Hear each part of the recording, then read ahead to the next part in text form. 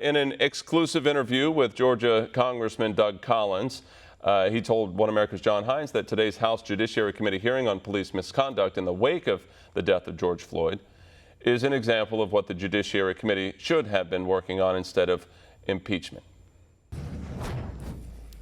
You, of course, are on the House Judiciary Committee. It's a big hearing, oversight hearing on policing practices and law enforcement accountability. Talk about maybe some of the headlines for you from this hearing. Well, the headlines for me is why did it take us this long?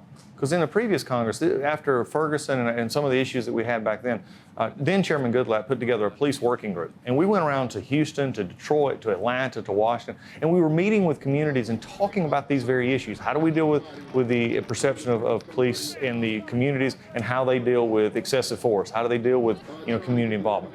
And we just let it go in this Congress. So for me, it was a reminder of what we could be doing instead of what Chairman Nadler chose to do with impeachments and investigations and everything else. But at the heart of this hearing today was so important because in our society today, we've got to come together in racial healing. We've got to come together in our communities because if you tear at the fiber of the civic order, then you tear at the very fiber of our communities. In the hearing, you came out with a Bible verse. You are a pastor as well as a lawyer, also a lieutenant colonel. So being there in the hearing, do you look at it from a pastoral perspective or from a lawyerly perspective? Talk about that. Well, I think it's really both for me. When you look at it, my pastoral side is my calling and my heart, and it's an expression from I think all of us have a ministry. God's given me, I believe, the ability to minister from Scripture, but He's also given me the ability to minister from a legal perspective, which precises my questions and lets me have insight to get at ideas in a public or a secular forum that, again, just pulls back into ministry. And looking at that hearing today, as I sat there and as I started with the verse that you spoke of, come now, let us reason together.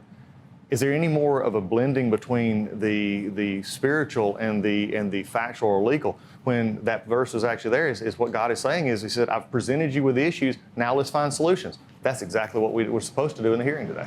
You mentioned also, I think during your questions, you mentioned criminal justice reform, which was an example of bipartisanship in that committee, and then also the Fair Chance Act, essentially unchecked the box. Right. These were bipartisan pieces of legislation. You were very involved in them.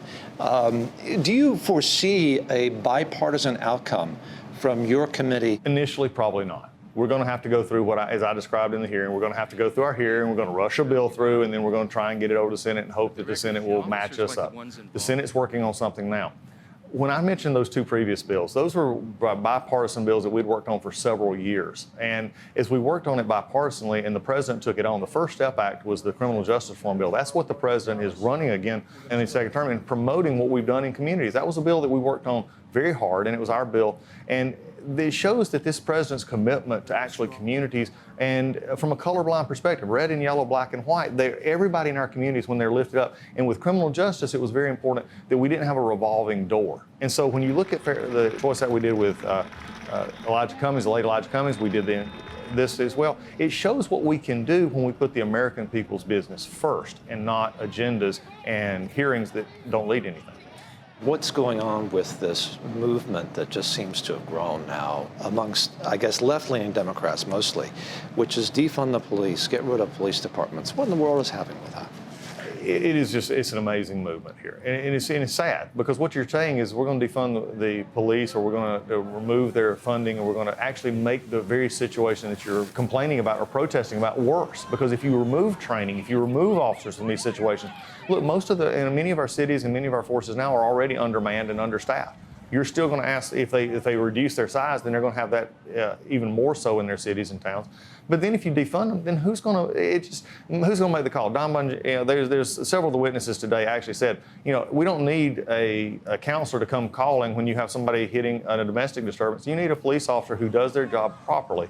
And for me, it's very scary because when you have right now, as we speak, 6 blocks of Seattle that has been taken over, and the police said that they're only going to go in unless they get a 9/11 call.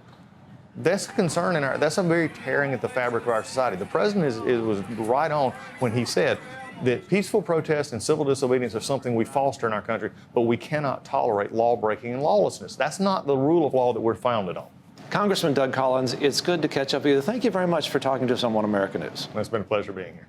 Want to see more videos like this? Click on the link below and subscribe to One America News on YouTube, and call your cable provider and kindly demand that One America News is added to your lineup. Call and subscribe today.